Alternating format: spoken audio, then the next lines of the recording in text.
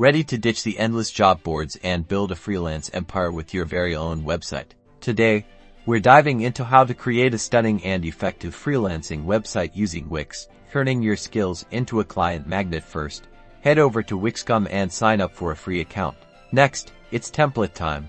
Browse Wix's massive library and choose one that screams your brand. Look for options categorized under business, portfolio, or services, something visually appealing and easy to navigate. Don't worry, you can customize it later.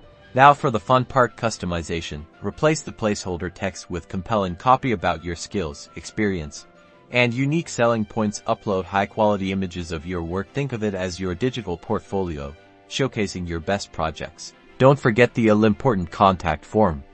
Make it super easy for potential clients to reach you. Wix offers built-in forms, or you can integrate with third-party services like MailChimp to build your email list. Time to boost your visibility.